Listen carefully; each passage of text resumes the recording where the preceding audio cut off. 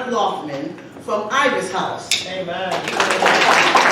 Who will educate us on our heart and HIV awareness. Send condolences to Reverend Bradshaw and her family, members and friends, and pastor, yes, the youth pastor, giving honor, and I am so glad to be here today.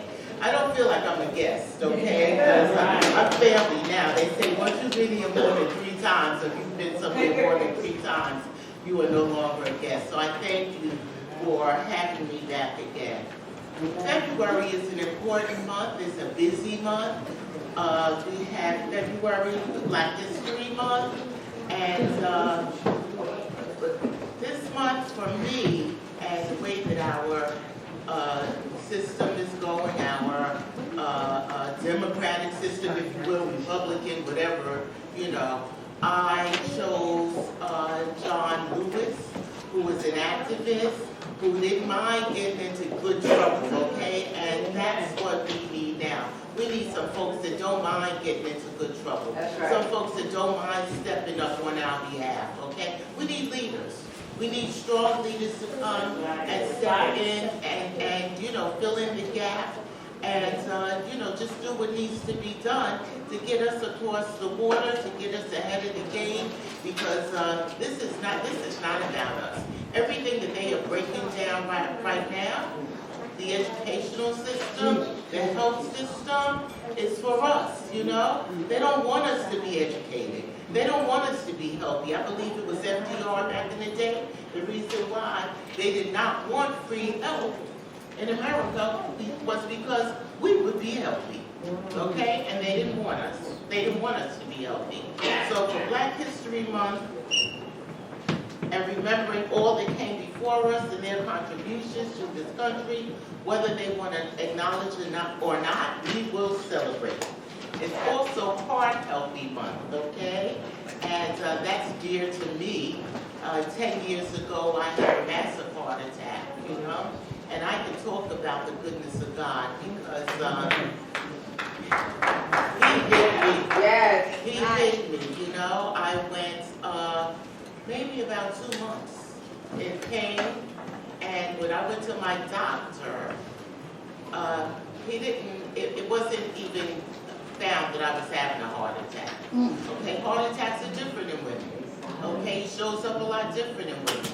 I did not have the proverbial clutching of the chest, the left side of the chest, the pain down the arm, and so forth. I had a pain in my collarbone. Jesus. That lasted maybe a couple of days, and I took some pills and what have you, some painkillers, and it went away. And then it came back again, and I went back to my doctor, and he said, your heart is a little, your EKG was a little abnormal, but we will do I was traveling. I was going to North Carolina. It was Mother's Day. I was going down to spend Mother's Day with my mom. And I said, am I okay to travel? And he said, sure, when you come back, we'll give you a stress test. I thank God. Probably if I had taken that stress test, I would not be here today. While I was in North Carolina, I had a massive heart attack. Wow. Still, let me show you how good God is. Still not knowing I was having this heart attack, I took Tylenol PM, laid down in the bed, which I was sedating myself, and I did that for the weekend.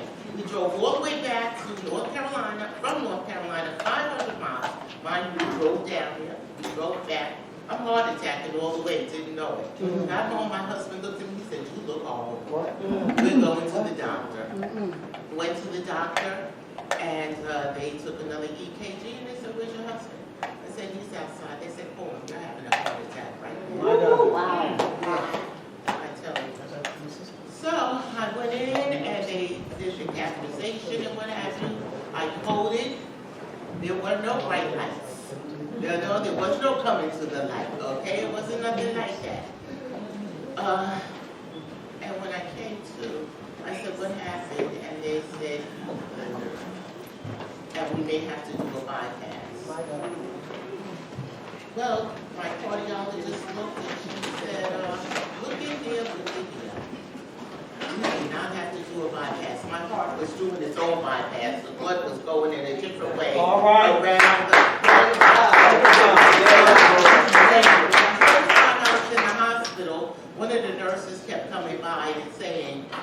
know God is hiding you. God is, she said, I don't know who you are, but God is hiding you. So I am so thankful, and that is just my testimony today, and enough about me, all right? So we are just going to, oh, and this is National Black HIV Awareness Month. So we're going to talk a little bit about that as well, okay?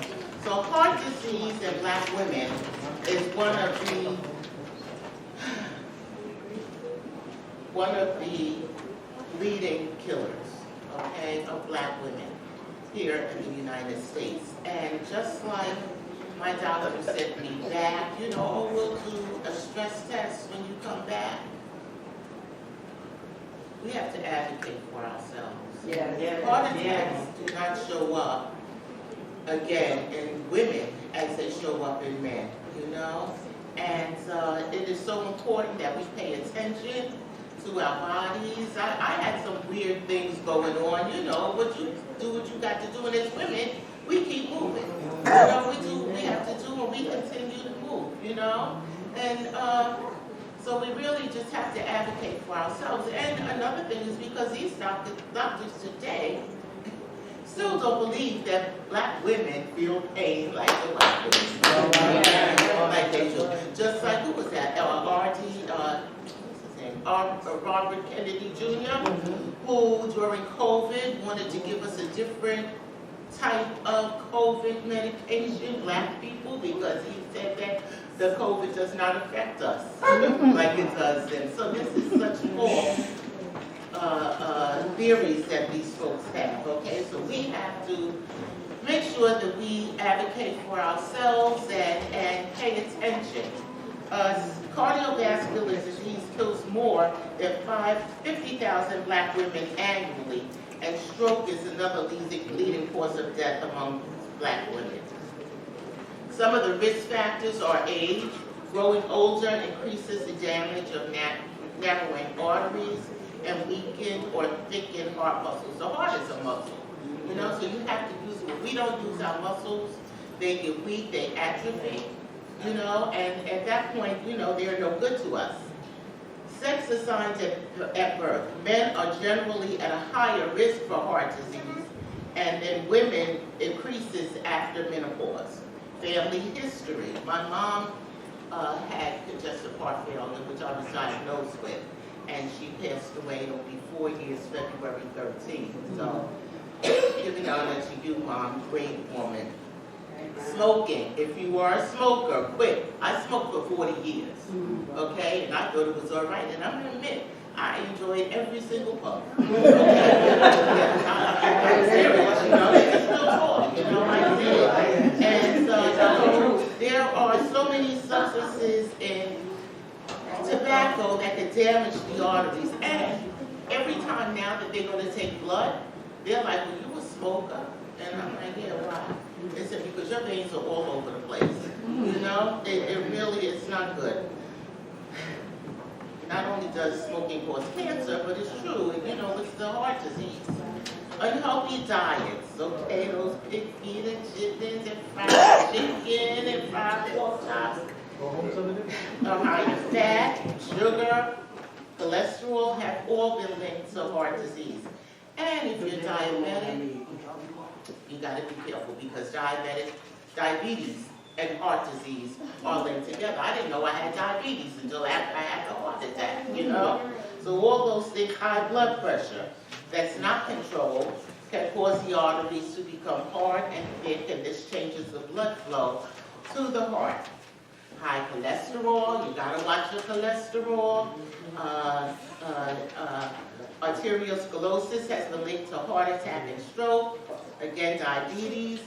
Obesity, I'm trying, y'all, but it's hard. It's hard, you know. I like to cook, I like to eat, so you just gotta, you know, watch that weight. Lack of exercise, you know. Stress. And women are stressed a lot. We don't even know sometimes that we're stressed and how it can affect our bodies. And poor dental health. Take care of your teeth. Take care of your teeth, okay? Because you don't realize how that poison could go all through your body and it will affect your heart, okay? There are possible complications of heart disease, or heart failure, which is when I have congestive heart failure. The heart attack can happen if a piece of plaque breaks off into an artery and that causes a clot. A stroke, the risk factors that could lead to heart disease can also cause a stroke. And this type of stroke can happen when the arteries to the brain are narrowed and blocked. An aneurysm is a bulge in the wall of the artery, and peripheral artery disease.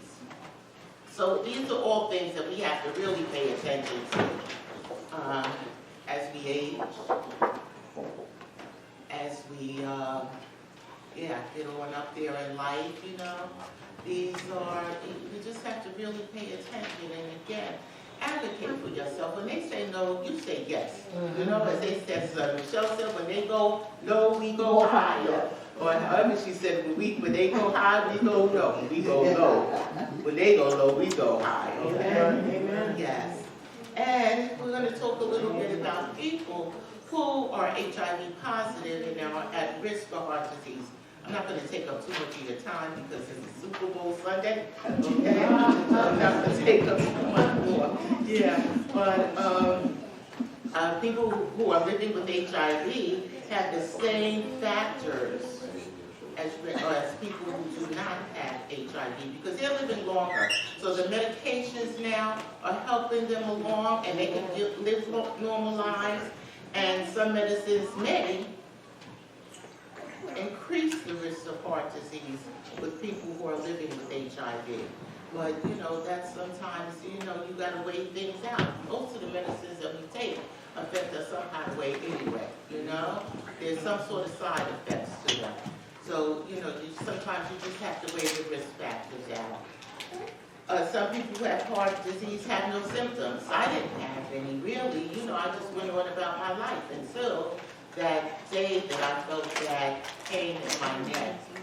And, and from then on, it was a little shortness of breath, a little fatigue, because I thought I needed B12. I'm going to school, I'm working, I got a husband, I got kids, you know, I'm doing all of this, but it was the heart.